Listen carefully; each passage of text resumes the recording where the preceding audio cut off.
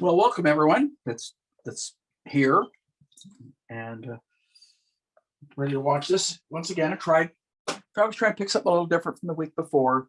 This is and I'm going bigger. I was just talking to Scott and Ann about that. Going 24 by 30 on a piece of hardboard that I gessoed, kind of a warm light middle value brown. All right. As far as what colors I use, I can see I use some red, probably some ochre, maybe a little blue or green to mellow it out, and a lot of white. And that pretty much gave me this thing. Now, what I'm painting today is a scene from a Grand Teton National Park. This happened to be a photograph that I happened to shoot probably close to 20 years ago. And I had a small print of it. And I took the small print and took it down and had it blown up. So it's not as clear as if I had shot a beautiful digital photo of it, but for this, I think I can make it work. It's one of these wonderful things with nice foreground, nice little focal point right here. It's going to probably take the most time. And then atmosphere and this kind of nice spatial breakup. I think this is Oxbow Bend on the Snake River, if I'm not mistaken. It's 20 years ago, so I could be a little off. I've been known to be a little off anyway, so we're gonna I think I'll start with just painting, not even drawing today. You notice that I said I think I'll start with, so I didn't have a plan. I thought maybe I'll sketch this out, and then I went, nah, maybe I'm just going to start painting. So I'm going to take white, I'm going to take Naples yellow, because that's pretty much the color that I'm going to make the sky. I have a little unbleached titanium here also. So my palette: titanium white, unbleached titanium, Naples yellow, yellow ochre. I have a little yellow, just brilliant yellow by Gamblin, cad red light hue, alizarin crimson, ultramarine blue. I have an additional kind of somewhat of it's not, I think it's called brilliant blue, but it's not it's a little greener blue. Then I have a sap green, asphaltum, and a little bit. I think I went to grab Sienna, and I ended up getting Terra Rosa, which is fine. So we have a little bit of a different format, long, a little shorter. So things I'm going to condense a little more. So this is about midpoint slightly. So I'm going to just kind of lay the sky in. Whoops. Let's push that back. Let's push that up so I don't get an ugly shadow there. Okay. I had it. There we go. That should be a little bit better. So we're just going to take that with a color and value.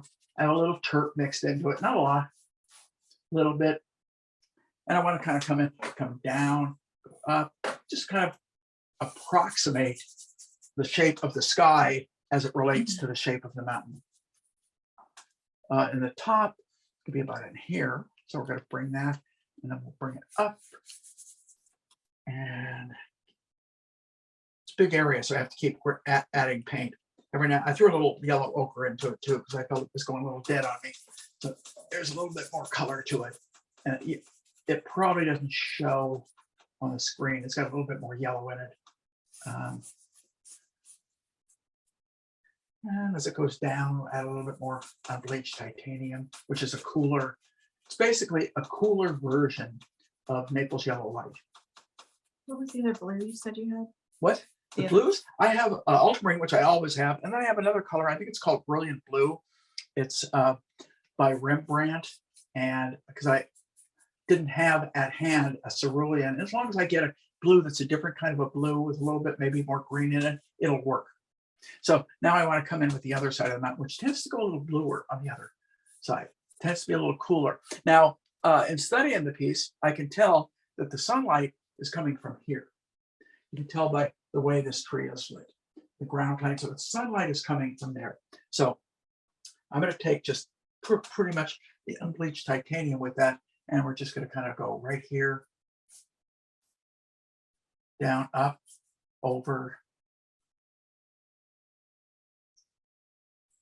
Actually, I'm adding too much on the side. Now that I see it, I don't need to. I'm actually going to bring the mountain probably more like here. This a little over or like here. As you can see, you can kind of scribble, scratch in. One of the things that I like sometimes about painting without drawing is I have to recarve, and you force yourself to work paint back into paint, as opposed to neatly painting up to a line that you know, kind of ascribed in there. So it forces a different characteristic of the way paint reacts. So I'm going to take a little of that off, take a little of that off right there. Not a lot, just a little bit to the right. Yeah, that feels pretty good. Bring this over just a little bit more and start painting the mountain. Now I'm going to stand back for a second. It's working pretty good. I think this come down a little bit lower. Stand back, see how it begins to feel. Yeah, the mountain definitely got to come over. I can see right now. This can really move to about here. There we go. So let's get the value of the mountain.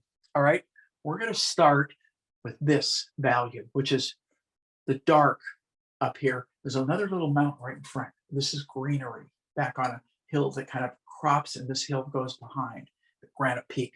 So we're going to start with this value right here. And I'm pointing at that because I want you to see what I'm evaluating. In other words, whenever you paint, whenever anyone paints, we're evaluating whatever the image is in front of us. I'm squeezing a little bit more white out because I'm going to use a lot of it. Okay.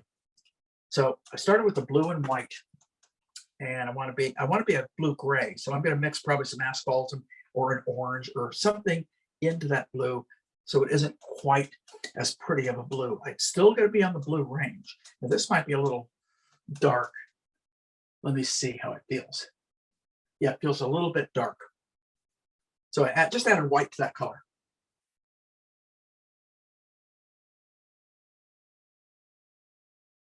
Come in here, come down. I've got my nice big gesso brush, so I can really nail this stuff in here. I do not want it to be picked at. I want this to have you know, I really profess to any student that I have in any classes to have an intent. Know your intention. In other words, know what you're trying to achieve as far as not only the color, the value, but the paint character. Do you want it to be kind of to the point where the paint, you can't even see the paint strokes, or do you want the paint to be an important aspect of it? And the same is true with edges. I could say the same thing about any of that stuff. You're always concerned with all of these different characteristics that you get in painting. So, and the other thing is, one of the things that I do when I'm kind of running low on the color, I'll remix the color, and I never, ever worry about whether it's the exact same color. I want it really close, but my concern is that it looks good, that it kind of fits in, because none of these areas back in here, although they may look flat to you and they might look flat to me, if I look very carefully at them, I can see modulations of color and value back in there. So in that regard, if you do not mix the exact color, you're actually doing yourself a favor. And I've seen people and the other thing I've seen people do, talking about how I've watched students react to their own paintings as they paint. One of the things they do is I'll get a question. So does that have more purple in it? Does that have more green in it? Does that have more? The answer is 90% of the time is, I guess so. You know, I mean, everyone's going to interpret something a little bit different. And what I always say is they're all grays. They're all variations of grays is really what it comes down to. It's not purple. It's bluish, which is this it. It's not a one specific color over another. So I think that's something that everyone should kind of keep don't overanalyze as in terms of whether that's got more violet. You can always go back and adjust it, because as your painting develops, you're going to see things that you maybe, I won't even say maybe, that you misinterpreted. or maybe you interpreted it correctly at that particular time, but once the total painting has pretty much developed, you begin to see, well, it isn't quite what I want. I think I could make it a little bit more interesting. So that happens. That is what creates, as far as I'm concerned, interest.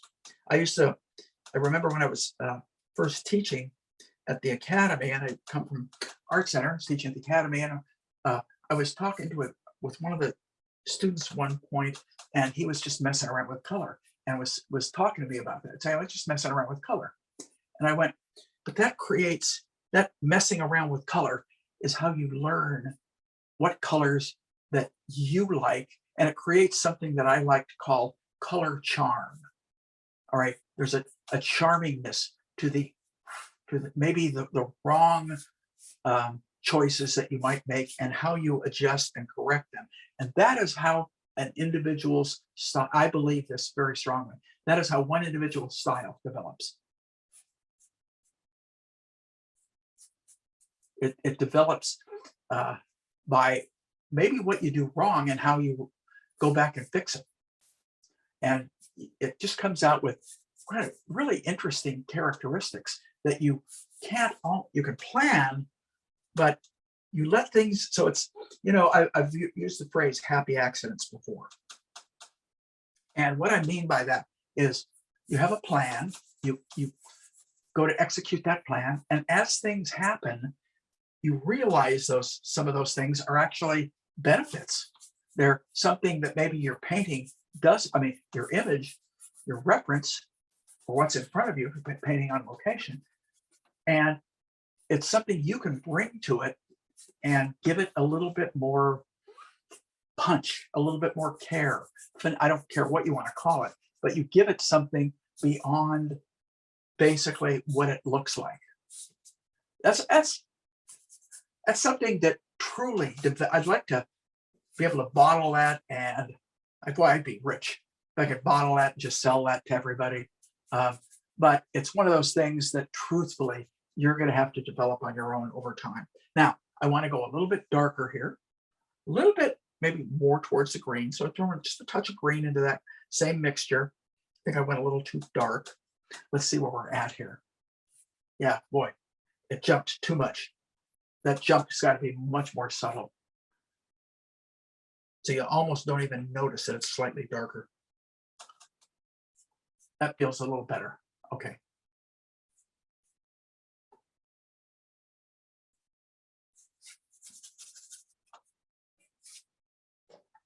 Let's take some more blue. We'll take some Naples, some ochre this time. That's way too yellow right now. Now you guys can't see it. I'll show you here. It's a little yellower than I want. So I threw some more blue. Blue darkens it, so I have to add some white as I add the blue. That's still kind of yellow, but I kind of don't mind it to a degree. A little bit more blue. But when I say blue, I'm adding the ultramarine, by the way. Okay, comes down here over probably about in there, probably about right about there. And the top of it is higher than I have here. So this is here. This comes up about here. Oh, I kind of like some of those dirty little splotches I'm getting in there. Again, didn't plan them. They just hang. And that's kind of one of the cool things that occurs. You don't plan everything.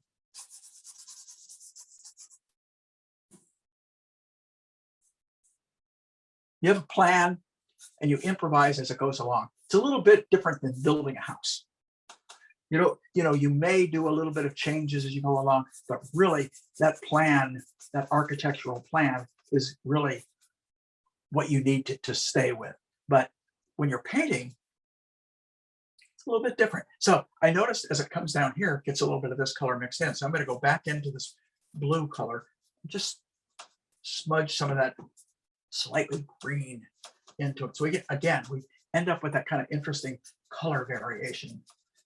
And one of the nice things about painting on this is that I don't paint real thick. Some of that's going to come through and it's going to influence some of the colors that I'm painting with. So we're going to leave it at that right now. We're going to paint this little hill back behind it, which is very white.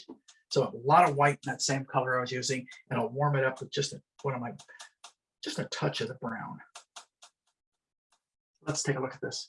Oh, I kind of like that. That's just about where I want it.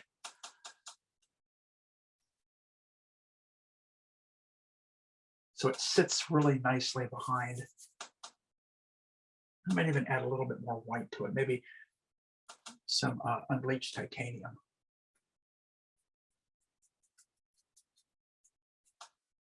Okay, so we're starting to get, I'm standing back. That's not light enough. I just stood back and I didn't realize it until I stood back. So I lighter right on top of it.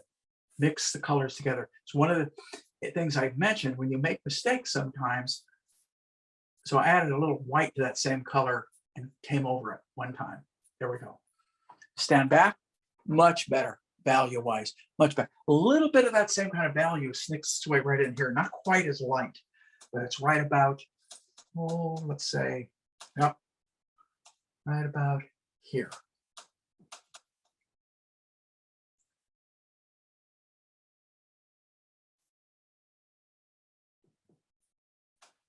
See, it's bouncing around. That's that, because it's uncradled. I keep these things that I do for demo, these live painting situations, uncradled, simply because I can store them easier. They don't take as much room. And if I want to, I can go back. You can add a cradle anytime you want to. But if you put it in a good frame, very often, you don't need a cradle. Shouldn't be fussing around up in here yet, but I'm gonna at least get that little streak in, then leave it alone. Let's get down in this area. First, I'm gonna lay, I think, the water in. I'm relating that color to that color. It's almost the same color. I've already kind of got it mixed up. So it's gonna make it relatively easy. Probably a little bit more green than I wanted, right about here. Okay. So what we want to kind of just eyeball it down about, well, is that about right? Probably right about, yeah, it's about right. Might be a little high, but somewhere in here. And I mixed a little bit more blue and white together. I felt like it was a little greener than I wanted, but somewhere in there, kind of, oh, that's a pretty blue. That might work really well. I use the word might. And I don't want to get real thick down in here because I want to paint these guys in. So I want to keep that in mind. And it lightens as it goes across. So it stays kind of that color to about there. Then we have this bank that comes in. It's going to come right in here. And there's going to be a little bit of a gradation or a reflection from one of the trees right about in here. So Maybe a little bit of bluish color down in here because I'll paint over this, but I just want to get a little tone down there. Question? yes, Laurel would like to know what type of edges did you use between the mountain and the sky? This? Mm-hmm. What kind of edges? Not crisp. The reason being, it is crisp, but it's in the distance. So I'm kind of brushing up to it, but not really brittle edges. And in fact, I missed here. I can come back always over with the sky. So I am concerned with those edges, but I also keep in mind that, you know, that line that I use, do what, you know, paint like you know what you're doing and assume it's wrong. I'm doing that. So I'm not, the way I start those edges may not be the way I finish those edges. I guess that's the best way of the point I'm getting at. I'm going to bring that top of that mountain up just a little bit. Okay, so we're really spotting it. We're starting, and what this is allowing me to do right now is begin to figure out my drawing. So I'm going to go dark. I want to get this dark in because I think that's going to establish some of the things that I need to establish. So what am I using? I'm using brown, I'm using green, and I'm mixing it in with the colors I already have. So it's going to stay, I'm guessing, about right there.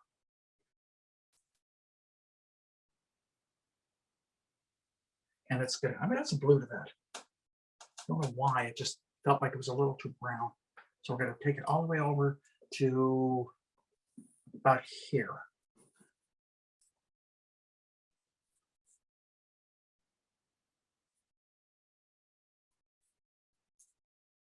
don't like that. But now, a little bit of dark, this bank, let's see, this could come about, a little further, right about here. Let's get it. And then there's a little bank in front of it, which is going to come from about here. Paint got too dry on me right then. Added just a touch of turp. We're going to put this bank, which comes a little bit in front here. And while I've got it, let's do this. Now this is going to come, where's it going to come? It's right below that peak. I can move it if I want. I'm going to warm that bank up a little bit because it's closer. So I threw some alizarin crimson into it.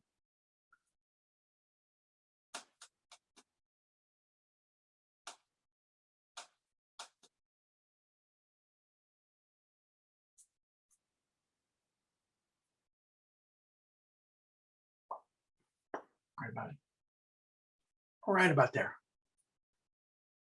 And a little shadow happens back in here I just saw. And some of the trees we'll get in a second. So this is kind of an interesting abstracted way of working. I work differently all the time. And part of it is because I feel like if I stay the same, I don't learn. So one of the reasons that I change approaches, particularly now if I'm doing studio paintings, with the concept of it being a really wonderful finished painting, I may not do this. But these are live painting exploratory, and I think one of the things that's helpful very often is to see how you paint your way out of problems. And I've done that a few weeks. So we're going to come right about here. We're going to look for kind of the shape of those trees. I'm really being careful with the edges at this point. So the edge of a tree is going to be different than the edge of a mountain. It's going to be different than the edge of a sky. It's going to be different than the edge of a rock. And so as you paint, one of my instructors used to say, well, the hardest painting would be if you had to paint, see, I went too low here because this area right in here should be light. So this tree can probably go a little higher now that I look at it, probably up about here. Not that it has to be exactly the same. But he would say one of the most difficult kind of paintings that you could do is, let's say you wanted to paint a figure, and this guy with a beard smoking a pipe, so smoke coming out of the pipe, holding something like a hammer with a glass table down below, and on that glass table is a plant, and maybe there's some feathers sticking out of it. Maybe he's got feathers in his. You start getting all these different types of objects that all have such different and unique characteristics, and you've got to find a way to make all those characteristics somehow come together. And so, how do you make smoke look different than a feather? How do you make a glass table look different than, say, he's holding something like a hammer that's hard and got hard edges and all this. So all these different characteristics are going to cause you, I don't want to say they cause you problems, but you have to think about them. You have to think about the fact that one is different than the other, and that you have to somehow create the differences and depict them in a way that's convincing. So what we have here is a mountain. We have trees. We have ground plane with kind of loose foliage. We have bushy bushes. And then we have water. We have a canoe in the water with two men in the canoe. So there's a lot of differences going on. This is one strong tree right here, right about in the middle of this, right about here. That looks good. Let's put it there. Let's do it right here.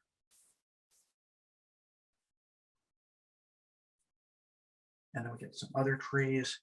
We lump them together in the beginning, separate them later.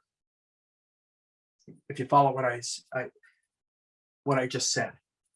Simplify as a unit. Don't try and isolate each tree and make each tree a different color. You can do that later. Right now, treat them as if they're all one solid color and unit. There is differences. If I have time, I will play up those differences as much as I possibly can. But that's going to be very dependent upon time, and much the same as if you're outdoor painting. If you're outdoor painting, you have to decide, because light's going to change. You're only going to be painting for so many hours. You have to decide what you're going to try and be 100% accurate with, and what you're literally going to change. I don't mean change. What you're literally going to be depicting more accurately with a little bit more information. So I'm moving across here now.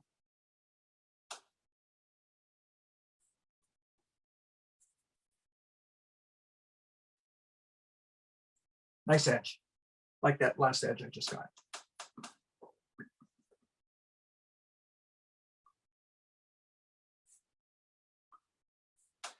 If you sit there and worry about every edge individually as you do them, I guarantee they're not going to come out that good. But if you just literally pretend like this is right, I'm doing it, and you just go into it with that attitude, very often you'll come up with a much more interesting characteristic than if you sit there and overthink it, overlabor it.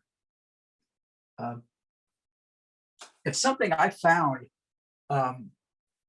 through developing what I call quick studies, because by forcing myself to paint fast, whether I'm painting from life, from a model, whether I'm painting from a photograph, or whether I'm painting from location, when I force myself to paint quickly and make decisions, I learn overall later, at a later point, what I can achieve simply by pretending like I know what I'm doing. So when I kind of use that phraseology, paint like you know what you're doing, I literally mean it. I mean it. Now we're going to put these dark trees in. They're darker and they're up close. So I picked a little bit more alizarin and blue, which is leaning towards violet. I'm going to take a little bit of that Terra Rosa color, and we're going to go right here. I'm going to go warmer still. There we go.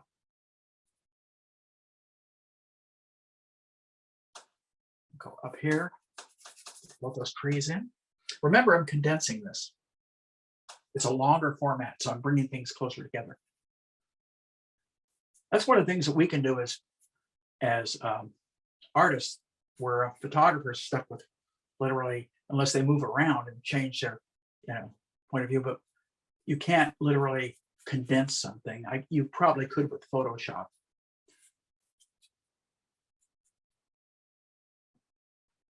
Let me back up. I want to move that tree in more. And I couldn't tell till I backed up. So I'm going to take some more asphaltum. We're going to bring overlap more like that. Get more overlap.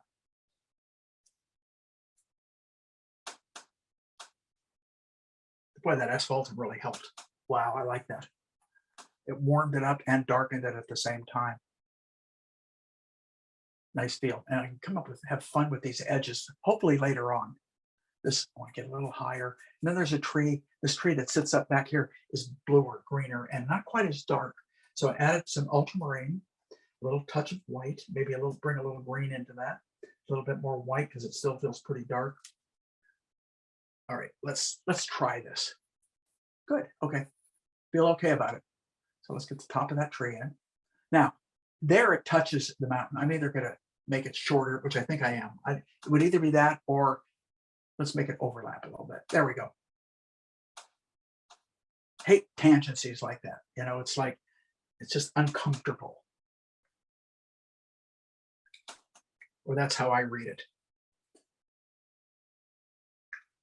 Painting wet into wet. A lot of paint and paint can add a little medium to what I'm painting with.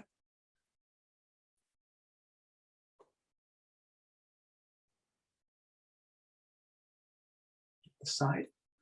Oh, I like that. That worked good too. That didn't work as well. I could actually critique each stroke I make, but I'll bore the heck out of you if I do. I'm doing it in my own head. I'll say sometimes I'm saying it out loud to you guys, but sometimes in my head I'll go, yeah, that's working. That's working. Okay, that's working. Oh, that doesn't work. because you're evaluating everything as you do it. And that's where the stepping back, I keep saying that's where that stepping back just is so valuable. Because you can't see how things are shaping up standing back right now. Well, I like the warmth that I threw into that tree. I like that a lot. I think I could be darker. I think I could probably add some blue to that and make it a little darker, but it's working. So let's leave it alone. Let's keep moving. Let's get some of the golden colors going. Okay. So what are we going to use?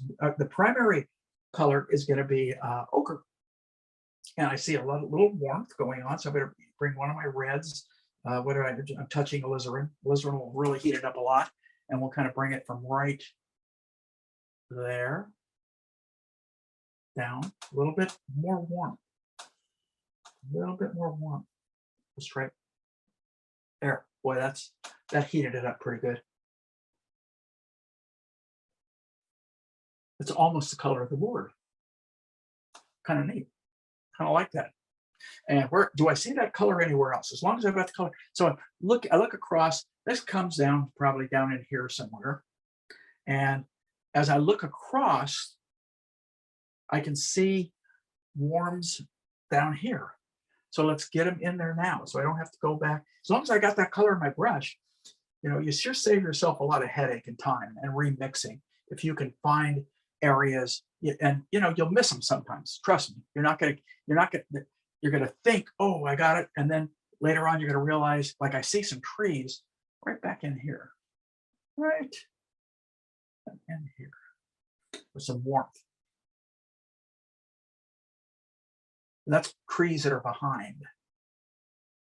All right, and then it gets a little bit more ochreish. I have no idea if that's a real word. I like it. So, trees behind.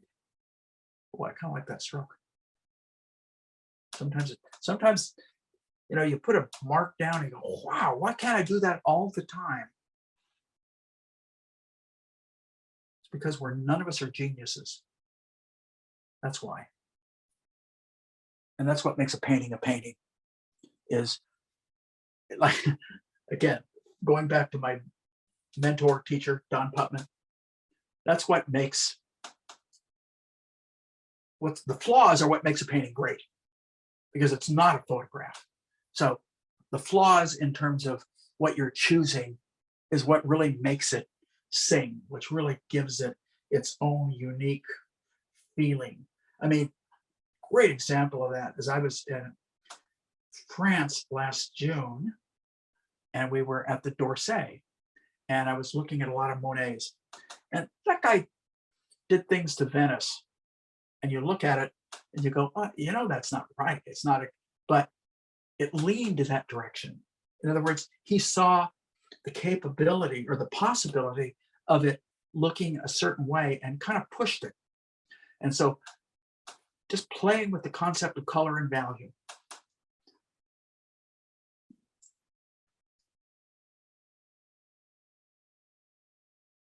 It's wrong. It was wrong. I mean, technically, it was wrong. But, we're artists. We can look at something and say, I think it'd be kind of neat if this happened. And then you can do it. And then if you don't like it, you wipe it out, you try something else. It's so much fun to learn how to not only literally, I guess what I'm trying to say, it's fun to learn how to fix your mistakes rather than paint 100% correctly with every stroke. And it's this evaluation process that all artists have to go through with their paintings. We're evaluating it as we work, and then we're evaluating it when it's done, and we're saying to ourselves, is it really done?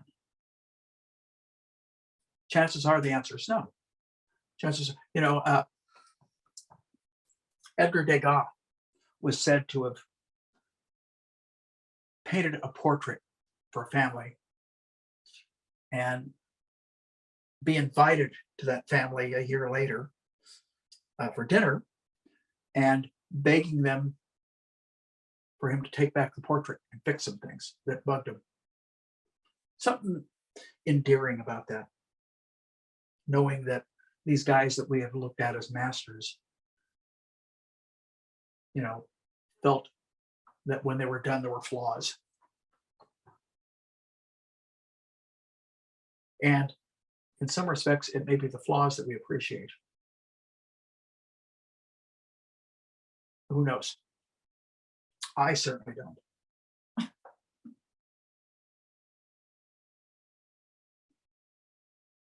Whereas I like, different artists, friends of mine have made statements at times, and I love some of the statements they make. And so I hang on to them and try and give them credit when I use them.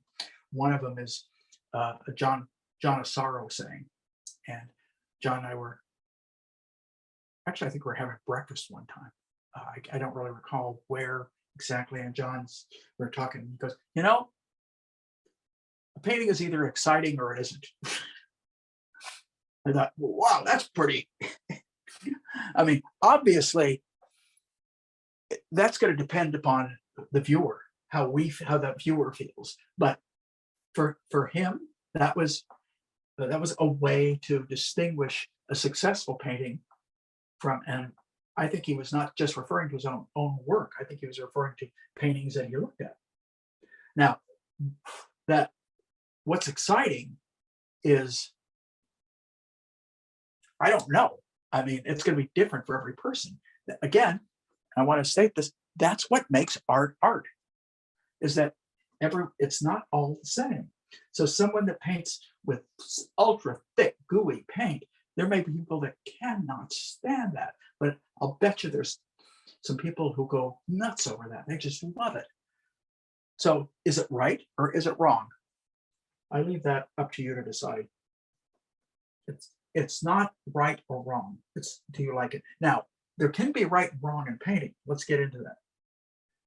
One of the rights and wrongs, if you think about it, would be if you're a realist, proportion, figurative proportion. There's a right and a wrong.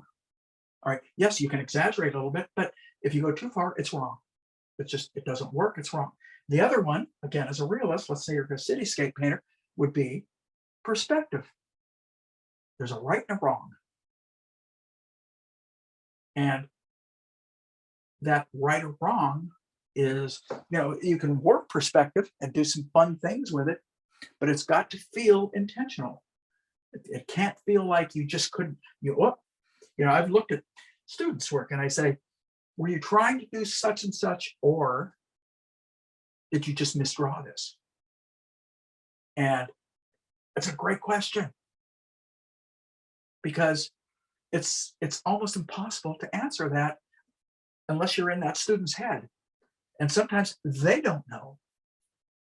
But when you start to call people's attention to that, they start realizing that they have to have a clear-cut idea of what they're attempting to achieve, so that it doesn't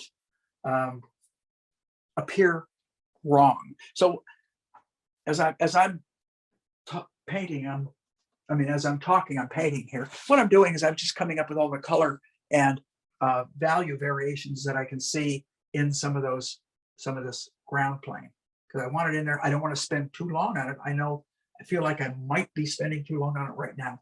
So I know I have to move on. But I want to get enough color mixture so it doesn't feel like it's a flat, dead color. It's got character. Because it'll have more color variation. I notice I haven't hit the brighter brights, which are up in here. There are some interesting greens, lighter greens that occur right in here, over here, and they move their way down, kind of blend down. And then right along the bank here, it gets kind of green, kind of a light green. So I'm going to take the green I had and mix a little bit of Naples yellow into it. And we'll just kind of drag that brush down in that area and hope that my value, that's pretty good. It's not right. I'm not right on the money, but it's close enough where I can live with it. So I'm going to leave that, and I'm going to go back and start to enhance some of this area, and this a little bit more careful now. There's going to be times that you can just cut loose, and then there's going to be times you need to be more careful. Right now, I feel like I need to be a little bit more careful with some of this stuff.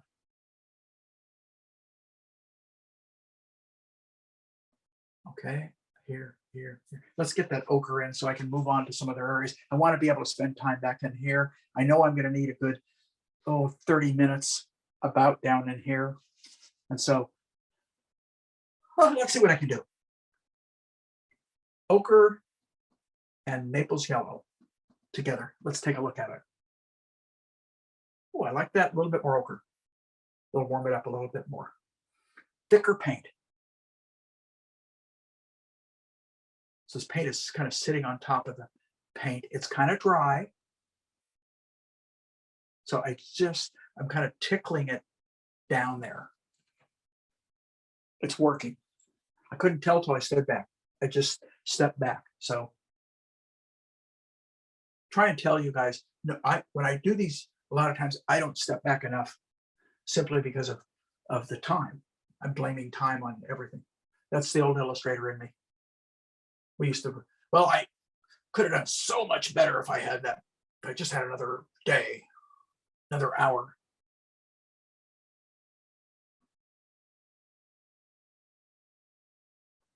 It carries over to when you start painting and you go, hey, that model had been there a little bit longer. I almost had it. Oh, mixed a little white into that, went a little too far, but I kind of like the mixture of what's happening there, back in there. I think I'll bring just more Naples. Boy, I'm just laying the paint on. This is fun.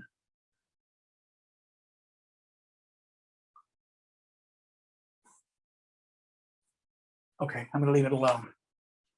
It gets a little bright right there for me when I stood back. If I just take that color and bring it over and up into the trees just a little bit, right about here. Now that has a little more of a yellow character, so I grabbed some real yellow, brilliant yellow. Kind of push that back in there. Go over the top of that tree down. These are kind of slightly backlit. So Laurel would like to know, do you think excitement in your painting is planned or found, or is it intended or both premeditated? Both. Or both. Yeah. I think you plan to a degree. I don't know. I don't plan excitement. Excitement for me, probably, it's a really interesting thing to ponder. Excitement for me has more to do with the brushwork than it does, and the design. Those are the two things probably for myself. Now, it might be something different for someone else, but for myself, that's probably the closest thing that I could say that gives me what I might consider excitement. A lot of it is a combination of those two things. Color can do it too. Mood. But a lot of it, no matter what one of those things I'm dealing with, truthfully, a lot of it is going to be brushwork. And for me, that's what makes paintings exciting, is brushwork. Probably more than, like I said, all those other things come into play. I don't want to under credit some of those other possibilities, but it is probably more about the movement of the paint and the fact that it's paint.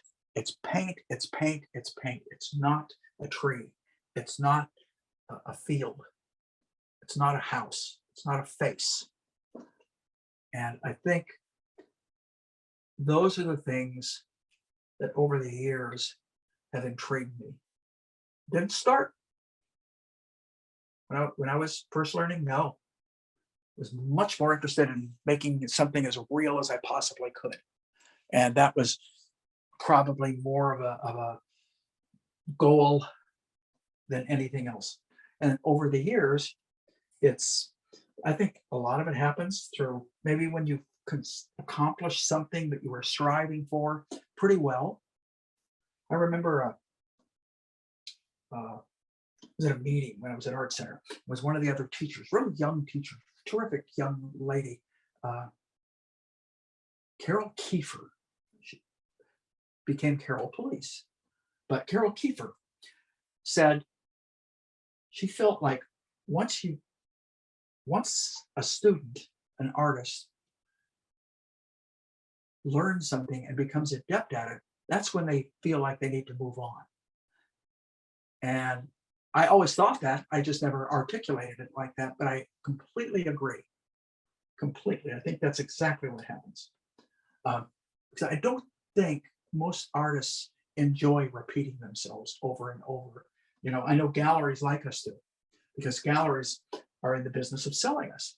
And if they've worked really hard at developing a following for you, then they don't want you to radically all of a sudden change. So what I have found over the years is, I think I've been told from people that have known me for a long time that my work has changed a lot, but I think it changed slowly.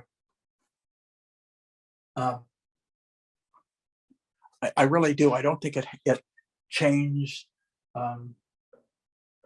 one day and I just started doing this thing. I think over the years, as a painter, not so much as an illustrator. I think it changed as an illustrator, but that was really more dictated by clients, what clients wanted. But as a painter, I think it's changed simply due to the fact I got to get another tree in there. I don't like that. Got this one tree. It's changed simply due to the fact that I've become more aware of other things, and other things have started to interest me and excite me as a painter. And so I think that I really believe if you paint a lot, and I do paint a lot, but if you paint a lot, that happens. That just happens. I don't think you can avoid that. I don't think but I do know painters who stay in the same realm for a long period of time. And I don't know how much of that is them and how much of that is dictated by clients, galleries, things of that nature, because they can have a huge impact on an individual's direction, style.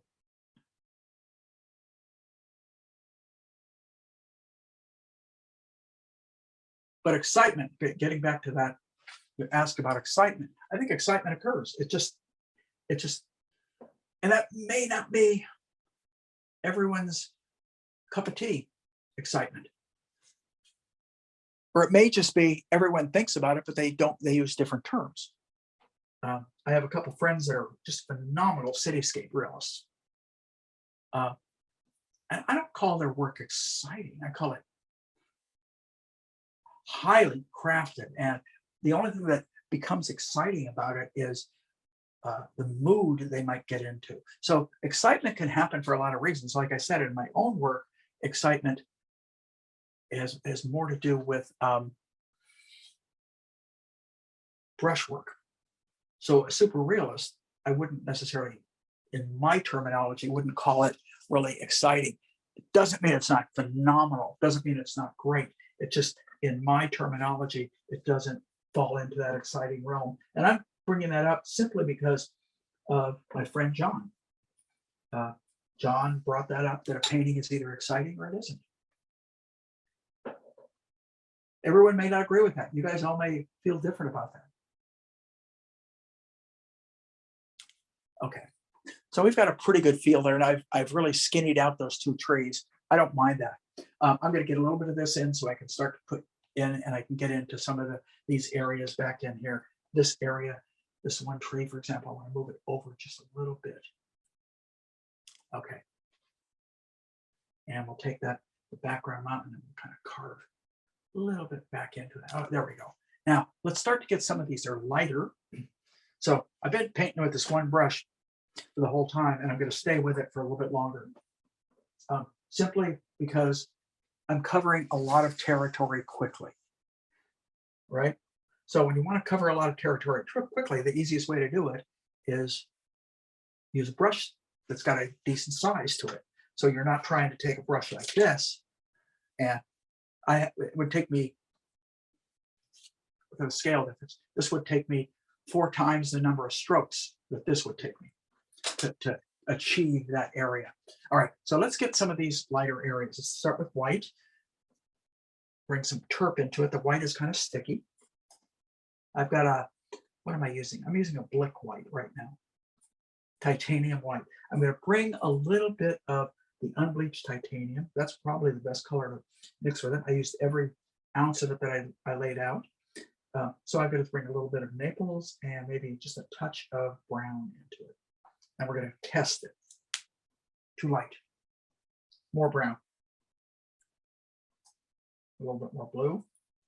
And whatever crud I've got in the brush, I'm just kind of letting it come out.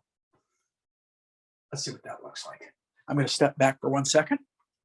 That's not bad. A little bit more warmth. So for the warmth, I'm just going to use asphalt because I want a little bit more brown in. All right, now let's go.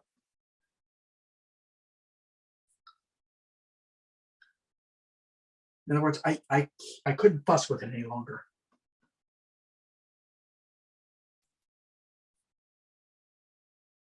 Only because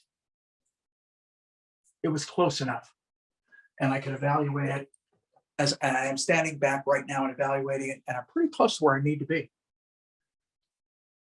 A little bit, maybe every now and then a little bit more blue, like right in here.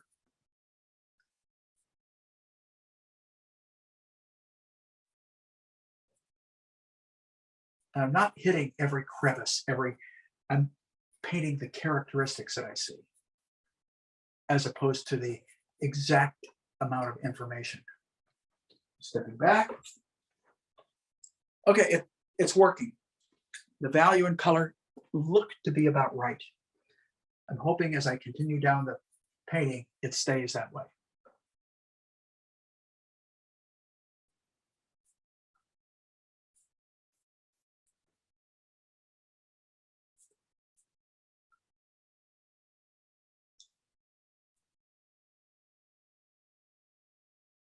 I think it's working okay.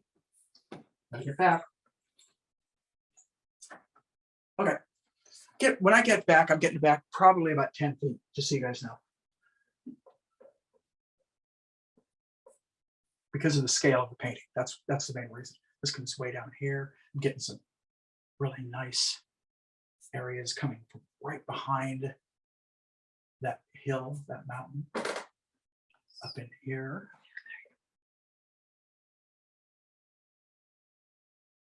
I notice that when I do these larger paintings, often I'll have to step in front of you just so I can get to one side or the other. So I'm not doing it to punish you.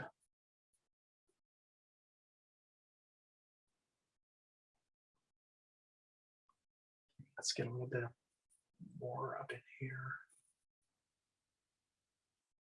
There we get a little bit. Works its way down here. Now I can always come back in with this kind of blue color too, remember. I don't have to live with that. It doesn't have to stay just like that. I need more blue down here, I can see. And I want this to come up and work its way right, probably about up there. And down. Kind of scrape some of it a little bit, so a little bit of that blue comes through. It's not that clean and neat. Go step back for a second. Okay. I want to go a little cooler as I move down here on that side. A little bit. So I'm going to take it. I'm a little bit running out of paint. Add a little blue to the color I was just working with. Let's see what happens. Oh, yeah, that's just about right. And this comes up about here. If I'm wrong on some of these, it doesn't matter because, rocks and mountains, unless I'm doing a specific portrait of an exact mountain, it really doesn't matter. It's more paint the look of it.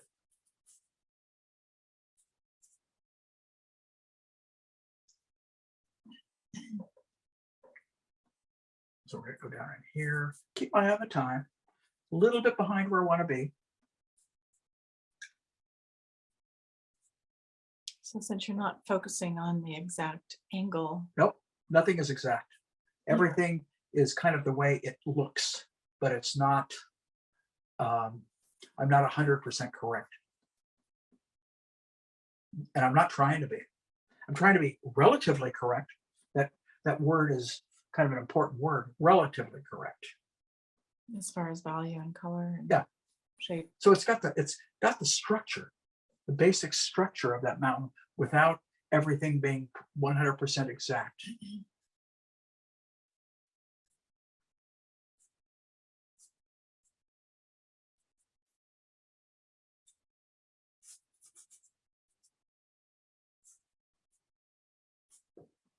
Get some of these areas.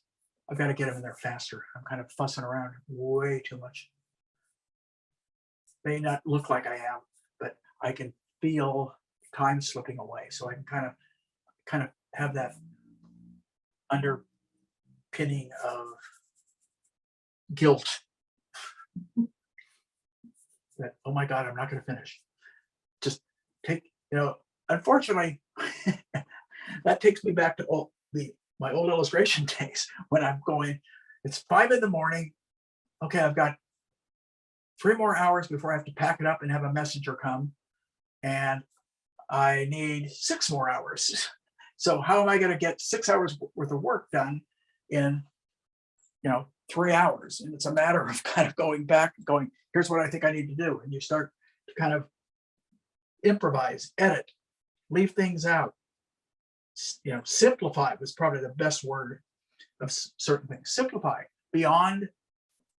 So I mixed up a new color here, slightly violet blue, because we have a little bit of structure, not a lot, a little bit back in this hill.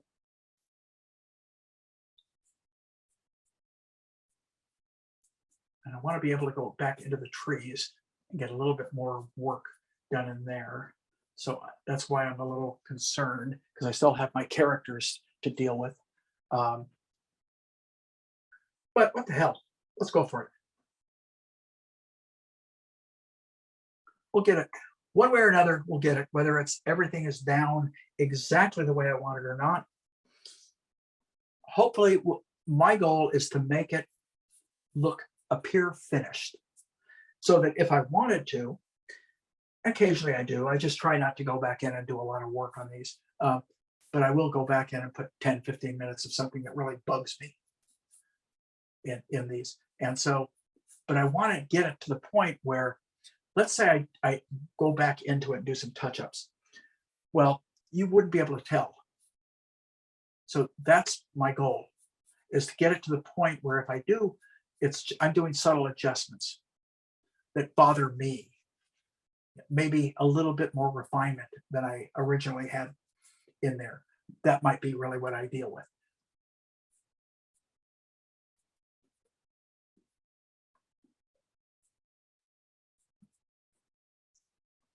Let me get back. I want to make sure I've got enough information in that mountain. It's pretty good. It's pretty good. This is a little off right here. So we'll kind of come back in and a little bit more light into that, but come back in and add some of those cool blue tones back into it. Oh, little lizard snuck out. Now that could be an accident that could work. I don't know that it does, but those are the kind of accidents that occur, and you look at it later and you go, oh, I wasn't thinking about that, but I kind of like the way that looks. Okay. I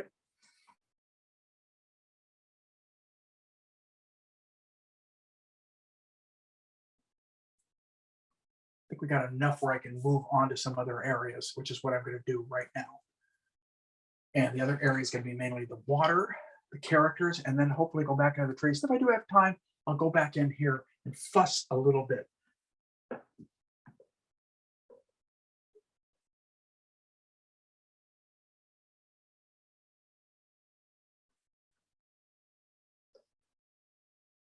Okay, water. Let's get the rest. Let's get the light water in first. First thing I want to do, I think, is get this reflection down here a little bit from right about here down into the water. Just move it so we almost, there we go. Leave it alone. Talk to myself again. Leave it alone. I do that a lot when I'm painting. Okay, enough, leave it alone. I don't know why I say it out loud. But you didn't leave it alone. What? I said, but you didn't leave it alone. I didn't, or no, that part. Oh, Okay. So now we're gonna get some water. I'm gonna pick up another brush because that brush has really got a lot of contamination in it in terms of warms and darks, and I want light. So I'm gonna take just a clean brush, and we're gonna start with white. I'm gonna mix it kind of into some of that blue that I was using. The brilliant? Huh? The brilliant blue or the other? Yeah. Well, kind of the ugly blue, for lack of a better word. And we're gonna come in behind this bank. See that kind of an edge works. Now, the only thing that I see is I can see more warmth in that because of the Naples in the sky. So I just added a little bit of Naples to the same color I was using. A little bit more, not enough. Okay, let's try it again. Now we're going to take this part.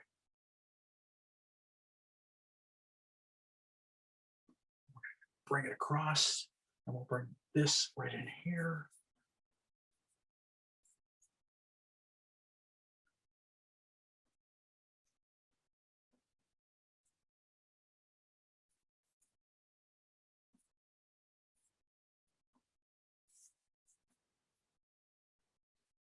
Back up.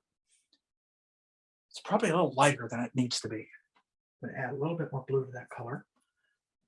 Keep coming in. Where do I want these guys? Because they're going to be my kind of keys. So I'm going to want those guys. So let's mark them where they're going to be with one of these small brushes. We're going to put right about here. Guy's head is going to be about here. The other guy is going to be about here. And we're going to come kind of down in here. Okay. So that's kind of where they're going to be. I just wanted to know, so I know kind of where I want to deal with the water. So we're going to come back a little, whoops, with the blue, a lot more blue in it, and come back in here and put this one bank behind the other bank. There.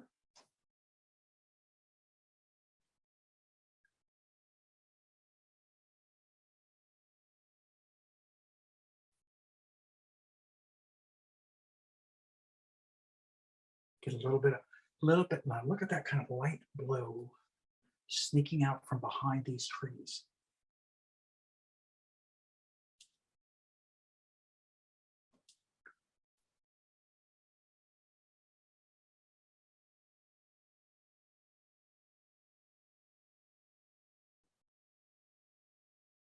Drag it across, and we'll kind of mix the two together. We won't come up with an exact blue. That's working pretty well. And I can tell that because I'm standing back right now. Okay, so I feel pretty good about that. I want to bring a little bit more in here, get some more Naples. Paint's getting real dry, so I'm adding a little bit of medium to it. Let's try this. A little bit more medium and maybe a touch of white. It's really light right here.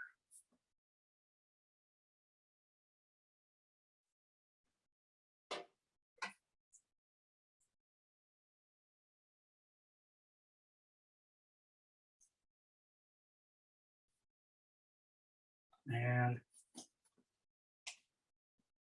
down here, gotta get, I got a lot more turpin too. I just pushed down on the brush and worked up some paint so I can get more paint going.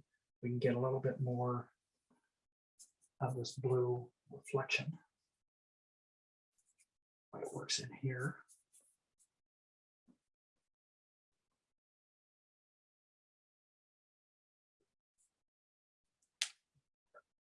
Okay, that's working okay. Keep that nice blue going there, right there. As it goes behind them, gets a little bluer. A lot of times I'm using to green up the blue, I just throw a little green into it. I need to.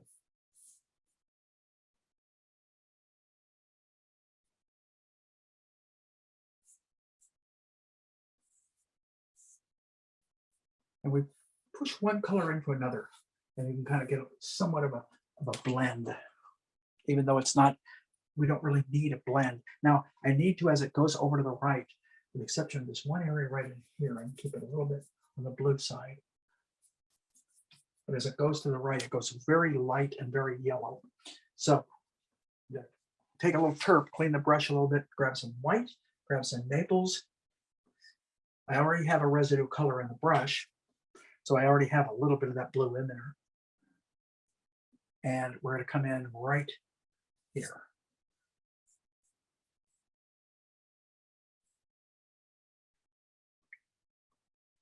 And we're going to bring it down. Bring a little blue back into it. A little bit more blue. And we're going to work our way up into that kind of white yellow.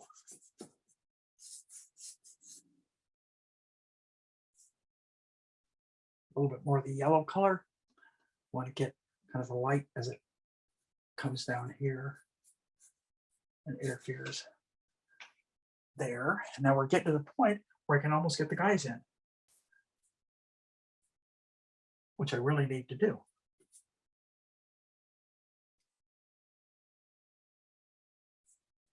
Okay, so let's take a small brush now. Got a number 2. Let's go to the number 4. I think this 4 is going to work better. It's kind of a reddish canoe, so I'm taking my, I don't know what that is. I think that's, I thought it was Terra Rosa, but I don't think it is. I think what it is Venetian red. We're going to try and paint the shape pretty much of what that canoe is. It's short, it's foreshortened. That feels pretty good. Now down at the base of it, we get a little bit of a reflection back into the water.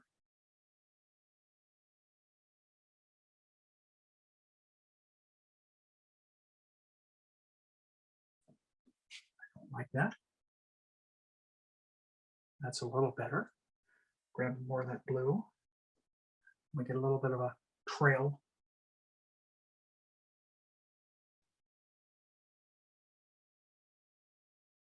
Coming off of it. And now we'll get the characters in. But I'm going to go to small brush, number 2. And we're going to go shapes. Actually, the front of that boat needs to come.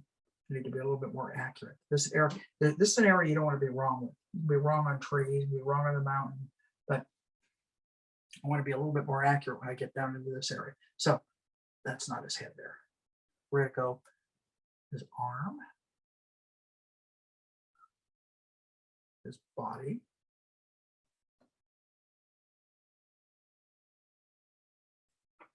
I don't know if I'm blocking you guys. It felt like I was. Between them. Up by here. Head. The back gentleman. I got the boat too long, I can see, but I can fix that. This is the one area I probably would have drawn. I would have done a little bit of drawing, but I'm strictly painting with shape now.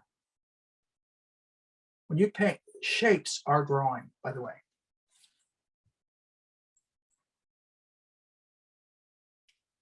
That's something a lot of people don't realize. If you just paint shapes, you're actually drawing.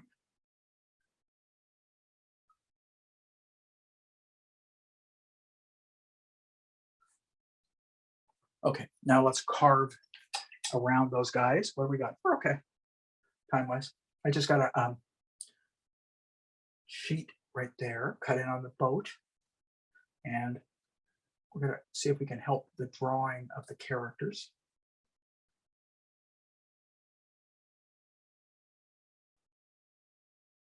There, back here, give his shoulder. And the front of his head. That's shaping up a little better.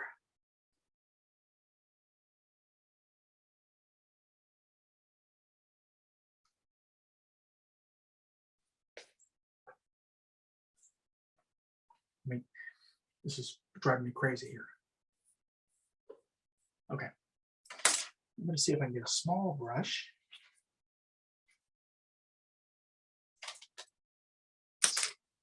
That one's going to work. We're going to start to clarify a little bit on these characters. Now, what do I mean by that? Well, there's a crossover from this one arm here coming from this shoulder. And on the back, a little bit right here, going up to this shoulder. Get the blue, we're carving around. Gonna come in, get that head a little smaller.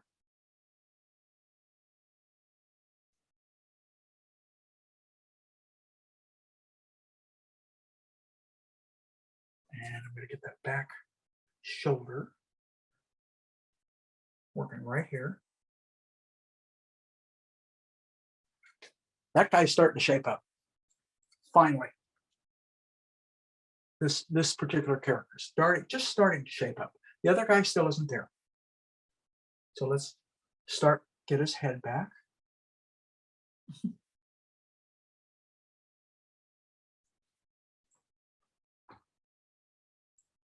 Back a little bit.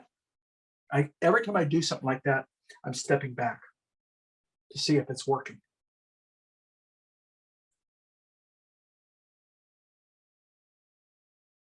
Now let's see if we can fix that hat.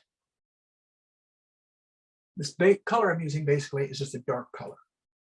It's kind of a dark, dull blue-brown.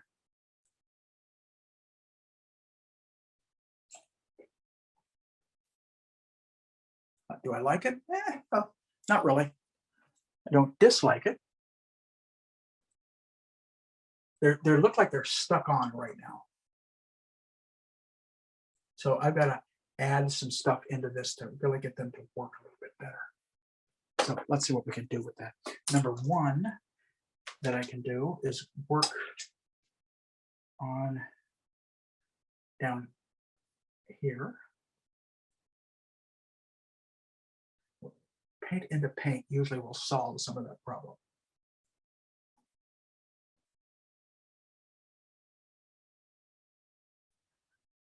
That's starting to work. Getting a little bit of definition in the boat. Right about there. These little tiny things are making a difference. It's coming up slowly, but now there's a little bit of a highlight on them. White and Naples. It's got to be really light and a lot of medium. Medium meaning a combination of turp and the solvent-free gel together. And then I'm going to get a nice tip on the brush, and we're going to come in on his hat. Right there. It's probably a little lighter than I wanted. A little bit on the back hat. Okay. I'm going to add a little ochre to that. Not much, just a little. There we go. And this arm. Come on. I got to add a lot more medium because it's not going down easy. That's probably a little too strong. Stronger than I wanted. Let's put it that way. Up on the shoulder. A little bit on that arm. Put my finger down there, made a mess.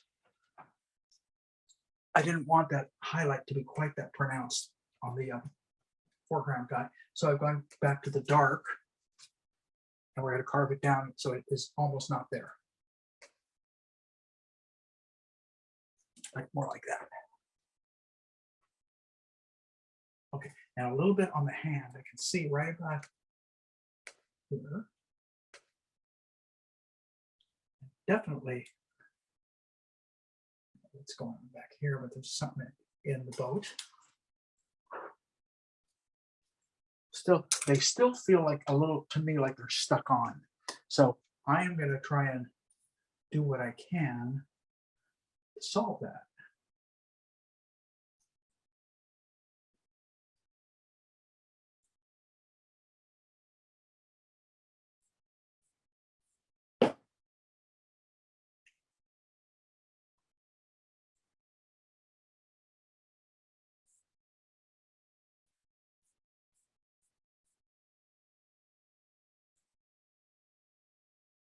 Go right.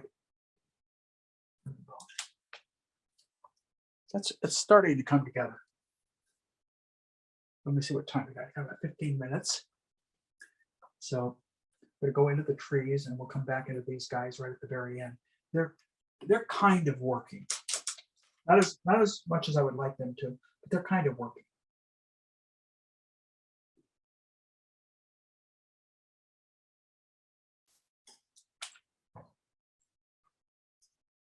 Oh, I got it. I just realized one of the things that's happening here. There's a little bit of disturbance because of the paddling right there. And the other paddle, I didn't see it before. Now I see it. And I'm going to darken it a little bit. But the other paddle is actually happening right here. And it's coming down from here. And then we see the paddle itself right about there. Now it's starting to hold together. It's starting, just getting to that point where it's actually starting to hold together. Now I can actually really do a lot of interesting and fun stuff, but I want to get back in those trees. Up in here.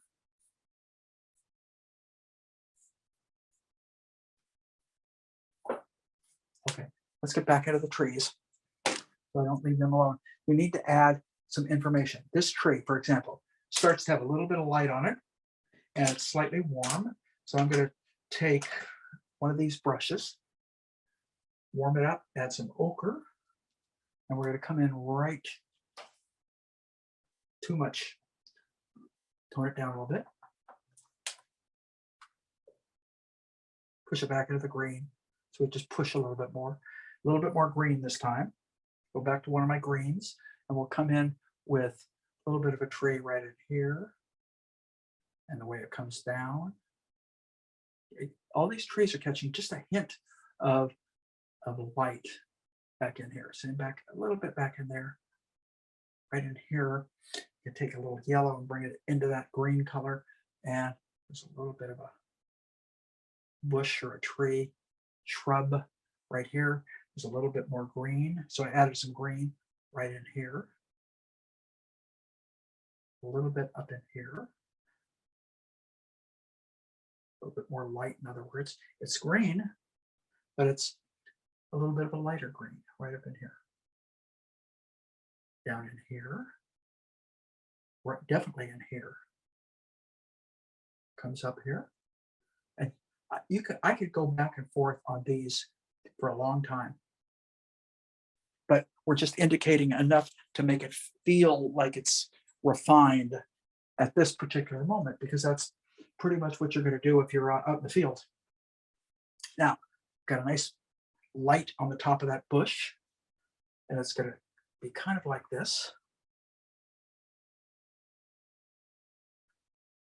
That's about right. It's kind of a dull brown.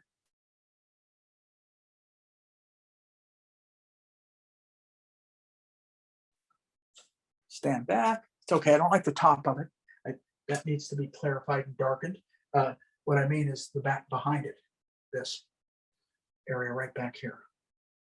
So we got about almost 15 minutes. So I can go back into the guys if I need to. I'll get a look at them in a second, see if they're still bothering me as much as they were. To me, they're almost a little too tight. And if I really had the time, I'd just smear them and then restructure a little bit.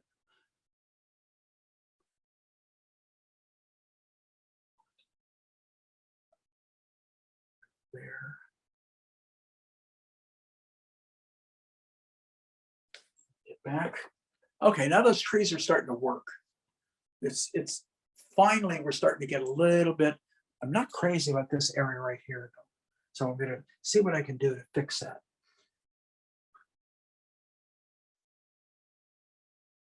A little bit more green. There we go.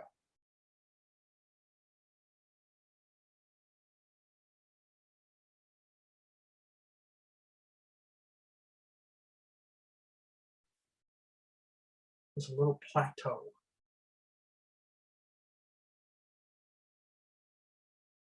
Right there, and it's lighter back here.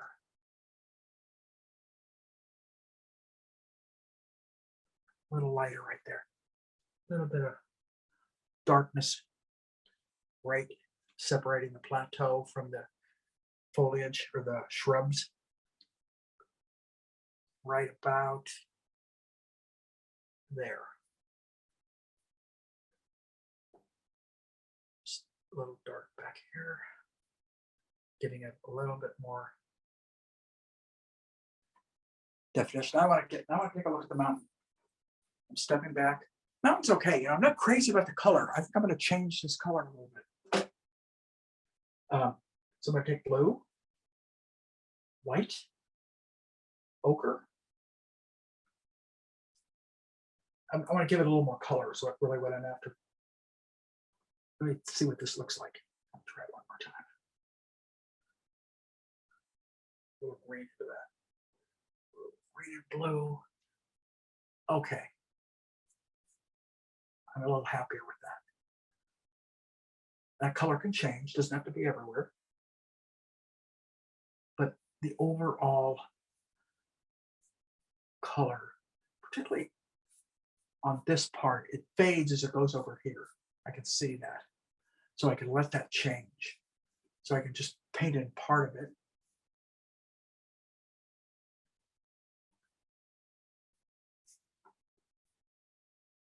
And this goes back to kind of what I was saying about sometimes when you make a miscalculation, notice I didn't call it, you made a mistake.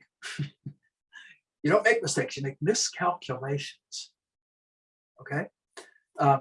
And you find a way to go back and enhance it and maybe make it work a little bit better. And so you do that there, and then I can do that in here. This can have a little bit more green, but it can't be that dark.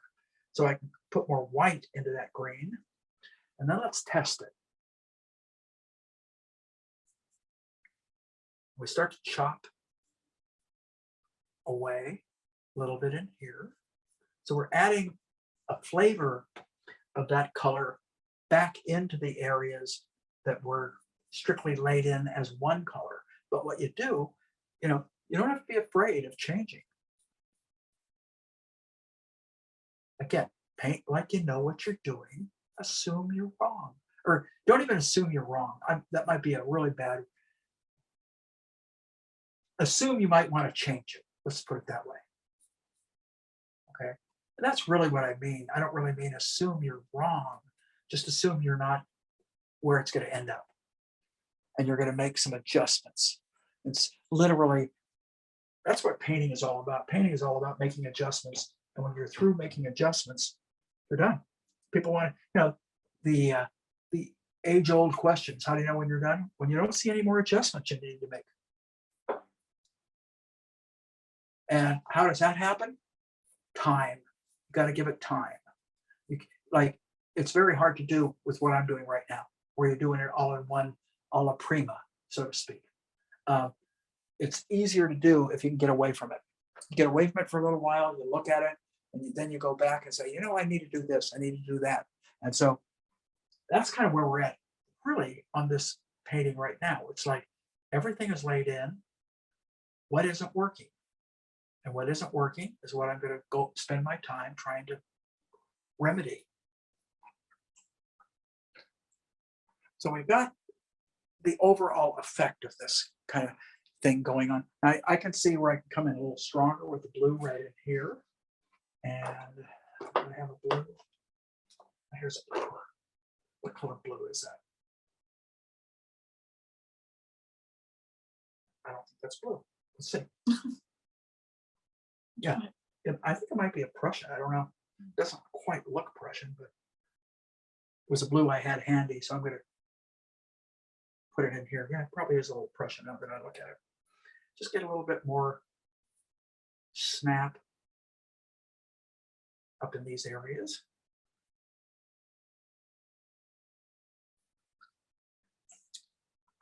That's helping. I just stood back to see if I thought, now I don't like this at all. That area right there. So I'm going to go back and fuss on it because I've got almost, what I got, about 7 minutes, something like that. So we're going to go back right here. Clean that up.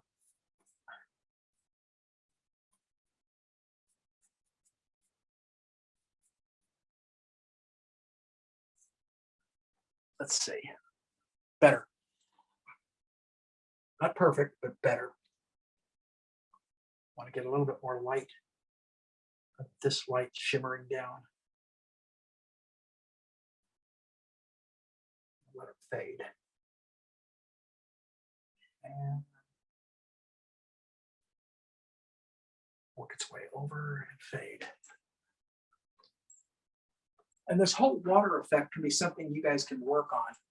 I can work on, you can work on, we can all work on for a long time until you get it where you want it. You just fuss at it. You know, someone was just talking to me a couple of days ago. Yes, Wednesday at a meeting about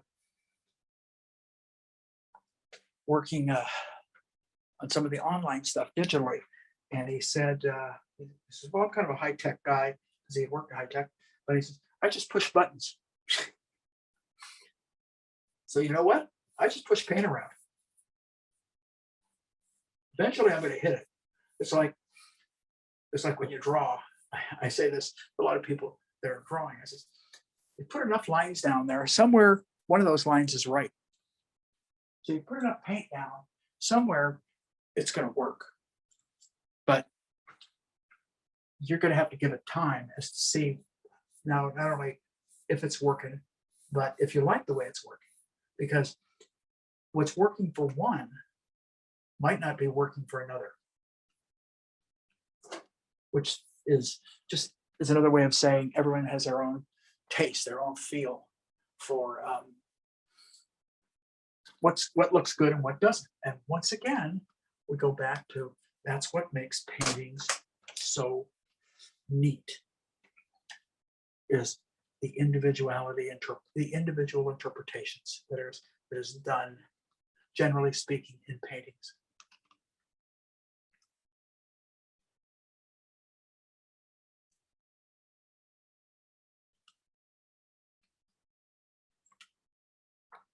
And if you do something a whole bunch, and after a while you realize, why the hell am I doing that? I don't like the way that looks. Let's say you're using too much red or you're using too much a color. And then after a while you start to realize, God, I don't like the way that looks. Why am I doing it that way? All right, that's how you grow. You grow by evaluating your own work and allowing it to change and mature as you mature as an artist. That feels a little too dark and too heavy-handed right there. So I'm just stepping back as things hit me. I'm kind of going back and fussing on them. Because everything's laid in. Once everything is laid in, it's really important, guys. Once everything is laid in, then you can really start your evaluation. It's almost not fair to do it too soon, because you know you may be changing things. I often do, but once you have everything laid in, then it's fair game, man. Go in, and if it isn't working, fix it, change it. I guess I mean change it, and hopefully by changing it, you'll fix it. That isn't always the case. Sometimes you change it and you change it for the worse. I've done that. And then what do you do? Huh? And then what do you do? Change it again. Keep changing it until it does work. And sometimes you learn something by the way that the paint interacts with the paint that's already down there.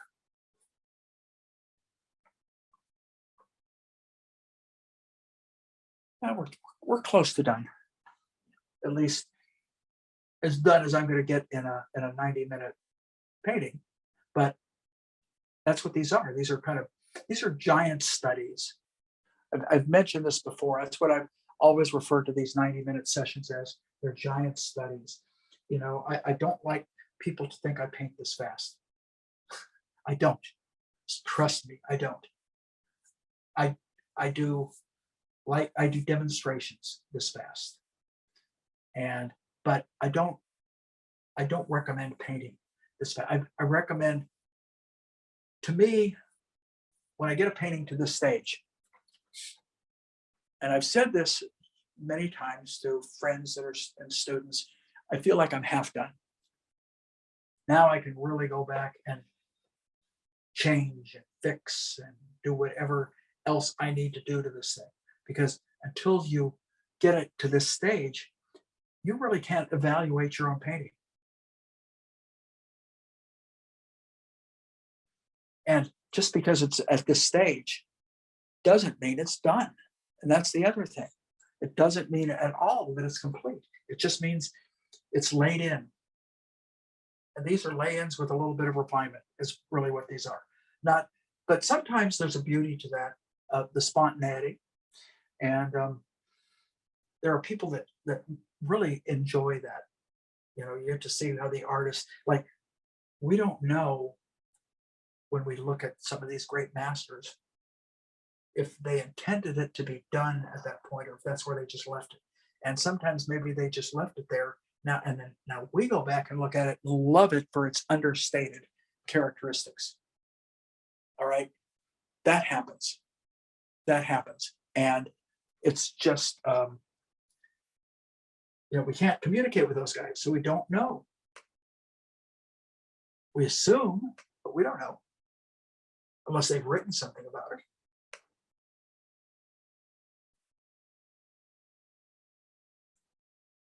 Are you completely done with it? Are you happy with where it sits now? You know, it's like I said about Edgar Payne, when he would go back a year later, see a portrait, see a painting he did, and ask if he could change it. That happened to me once, where it was a portrait I did when I was a student, and I thought it was pretty good. It was okay. And then later I went back and looked at it after I was out of school for a few years, and I wanted to go back and change it and fix it. And they didn't want me to. They liked it the way it was. And it hurt me to see it. So it happens. Anyway, you guys, this is a pretty complete painting. I don't know, I might fuss a little bit in here with a few things, don't know. Can't tell for sure. I can see some things that bother me there, but I've got to get away from it for a little bit of time and hopefully look at it with fresh eyes, see if there's anything I want to touch up in it. That's why sometimes you guys will notice maybe I don't post things right away. Sometimes I do. Sometimes I just forget to take a shot of it.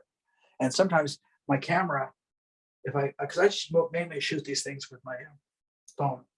I haven't really sat down. I've been meaning to sit down and do a really good photo shoot, you know, with my camera, but haven't yet.